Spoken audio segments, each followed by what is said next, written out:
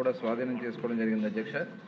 అలాగే బి ప్రశ్నకి అవునండి 1/6/2019 నుండి 3/6/2024 వరకు ఇతర రాష్ట్రాల నుండి ఆంధ్రప్రదేశ్ తీసుకొచ్చిన NDPL నాన్ డ్యూటీ పెయిడ్ లిక్కర్కి సంబంధించి ప్రొహిబిషన్ మరియు ఎక్సైజ్ శాఖ 31,057 కేసులు నమోదు చేయడం జరిగింది. ఈ శాఖ 55,81,963 లీటర్ల మద్యాన్ని స్వాధీనం చేసుకోవడం జరిగింది. ఇంకనూ ఈ కేసుల్లో NDPL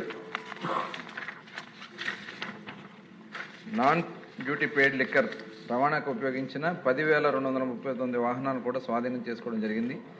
సి ప్రశ్న అవునండి. డి ప్రశ్నకి సమాధానం ఆంధ్రప్రదేశ్ ఎక్సైజ్ చట్టం 1968లోని 46వ విభాగం, ఆంధ్రప్రదేశ్ ప్రొహిబిషన్ చట్టం 1995లోని 13వ విభాగం మరియు ఆంధ్రప్రదేశ్ ఎక్సైజ్ నేరాల సమ్మేళన నియమావళి 2000 కింద నిర్దేశిత విధానాన్ని వాహనాల విడుదల అనుసరించడం జరుగుతుంది.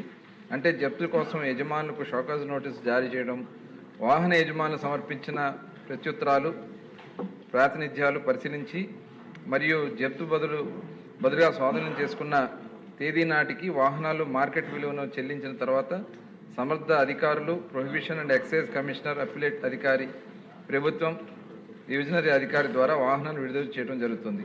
2019 నుండి 2026 వరకు జనవరి వరకు అన్ని రకాల నేరాలకు వర్తించే సైకిళ్లు, ద్విచక్ర వాహనాలు, ఆటోలు, 4 చక్రాల వాహనాలు మొదలైన వాటిలో మొత్తం 26,846 వాహనాలను స్వాధీనం చేసుకోవడం అయినది.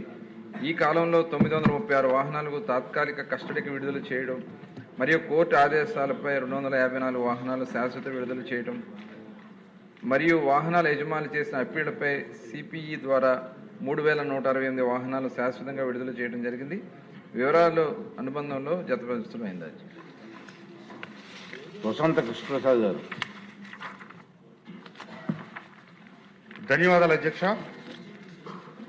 మంత్రి గారు అన్నిటికీ అవునని సమాధానం చెప్పారు అధ్యక్ష. 2019 నుంచి 24 వరకు రాష్ట్రంలో పరిపాలన చేసిన ప్రభుత్వ హయాంలో తీసుకున్న మద్యం విధానం రాష్ట్ర ప్రజల్లో తీవ్రంగా ఇబ్బంది పెట్టింది అన్నది ఈ సభలో చెప్పాల్సిన నిజం అధ్యక్ష. దశల వారీగా మద్యపాన నిషేధం అంటూ రాష్ట్ర ప్రజల్ని ఆనాటి ప్రభుత్వం తీవ్ర ఇబ్బందులు పెట్టడం జరిగింది అధ్యక్ష. దానికి నిదర్శనం అనుకోకుండా ఈ ప్రశ్న సభలోకి వచ్చే సమయానికే నిన్నే సుప్రీంకోర్టులో కూడా ఆ కేసులో ప్రధానమైన నిందితుడు విజయసాయిరెడ్డి గారి మాటల ద్వారా చెప్పాలంటే కింగ్ పిన్, ఆ కింగ్ పిన్ అనుకున్న కింగ్ ఎవరో కూడా బయటికి రావాల్సిన అవసరం ఉంది అధ్యక్ష. ఆ కింగ్ పిన్ అన్ని చేశాడన్నారు. నిన్న సుప్రీంకోర్టులో 3,500 కోట్ల రూపాయలు స్కామ్ కాబట్టి ఇతనికి 300 రోజులైనా కూడా బెయిల్ ఇవ్వం, బెయిల్ గురించి అడగొద్దు అని కూడా సుప్రీంకోర్టు నిన్నే చెప్పడం జరిగింది. ఇది ఆనాటి ప్రభుత్వం నాణ్యమైన బ్రాండ్లు అందుబాటులో లేకపోవటం, నాసిరకం మద్యం, దీంతో ప్రజలు తీవ్రంగా ఇబ్బంది పడ్డారు అధ్యక్ష.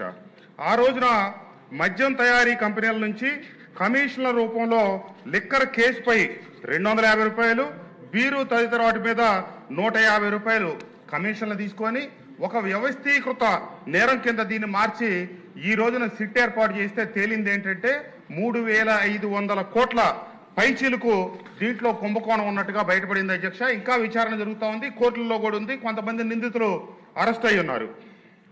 సరే, మన ప్రభుత్వం వచ్చిన తర్వాత ఆ విషయాల్ని ప్రజలకు ఏమైతే ఇబ్బంది కలిగి నాసిరకం మద్యం కావలసిన బ్రాండ్లు దొరక్క తీవ్ర అవస్థలు పడతా ఉంటే ధర పెంచితే ప్రజలు మద్యం తాగరు అనే ఒక సాకు చూపిస్తూ ధరలు కూడా పెంచి ప్రజలకి నాణ్యమైన మద్యం అందుబాటులో లేకుండా చేసినందువల్ల చాలా ఇబ్బందులు పడ్డారు.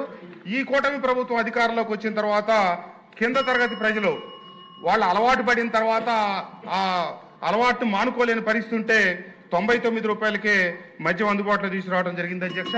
నేను ప్రధానంగా అడుగుతా ఉంది ఏంటంటే, ఒక్క నిమిషం అధ్యక్ష ముగిస్తాను. ఆ రోజు ప్రభుత్వం తీసుకొచ్చినటువంటి అసంబద్ధమైన విధానం నాణ్యమైన మద్యంలో అందుబాటులో లేనందువల్ల ప్రజలు పక్క రాష్ట్రాల నుంచి అక్రమంగా మద్యం తీసుకొచ్చే క్రమంలో సరిహద్దు జిల్లాల్లో దొరికి వాళ్ళకి సంబంధించిన వేలాది వాహనాలు పోలీస్ స్టేషన్లో సీజ్ చేయడం జరిగింది అధ్యక్ష. అది తప్పు ఆనాటి ప్రభుత్వాన్ని. రాష్ట్రంలో సరైన బ్రాండ్లు కనుక అందుబాటులో ఉండుంటే ప్రజలు దొంగతనం చేయాల్సిన అవసరం వస్తుంది, తప్పు జగన్మోహన్ రెడ్డి గారి ప్రభుత్వం చేసి ప్రజలకు సంబంధించిన వేలాది వాహనాలు పోలీస్ స్టేషన్లో మంత్రి గారు చెప్పిన ప్రకారం దాదాపుగా 50,000 వాహనాలు స్టేషన్లో సీజ్ అయ్యి అనవసరంగా పడి ఉన్నాయి. నేను మీ ద్వారా మంత్రి గారిని కోరుతా ఉంది ఏంటంటే, ప్రభుత్వం తప్పు చేసింది, ఆనాటి పాలకులు తప్పు చేశారు కాబట్టి ఈ రోజు శిక్ష అనుభవిస్తా ఉన్నారు.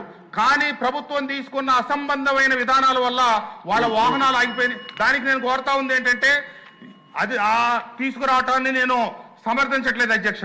కానీ ఆ పరిస్థితులు కల్పించారు కాబట్టి ఈ రోజు వాళ్ళకి ద్విచక్ర వాహనానికి, త్రిచక్ర వాహనాలకి, 4 చక్రాల వాహనాలకి నామినల్ ఫీ చేసి వాళ్ళ దగ్గర పెనాల్టీ వసూలు చేసి ఆ వాహనాలు విడుదల చేసి వాళ్ళకి విముక్తి కల్పించాల్సిందిగా కోరుతా ఉన్నాను అధ్యక్ష.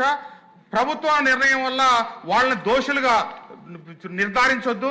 దయచేసి ఈ విషయంలో ప్రభుత్వం సముచితమైన నిర్ణయం తీసుకోవాలని మీ ద్వారా మంత్రి గారిని కోరుతా ఉన్నా అధ్యక్ష. గౌరవ సభ్యులు మనమండి, ఇప్పుడు చెప్పిందే 2 నిమిషాలు చెప్పొచ్చు మీరు అంతే. ప్లీజ్ నేను కామెంట్ చేయట్లే, అంటే నాకు 1 అవర్ టైము లాస్ట్ మిగిలిపోయిన క్వశ్చన్కి అవకాశం లేకుండా పోతుంది. ప్లీజ్ దయించు సహకరించండి మినిస్టర్ గారు. అధ్యక్ష, గౌరవ సభ్యులు వసంత కృష్ణప్రసాద్ గారు చెప్పింది వాస్తవం అధ్యక్ష.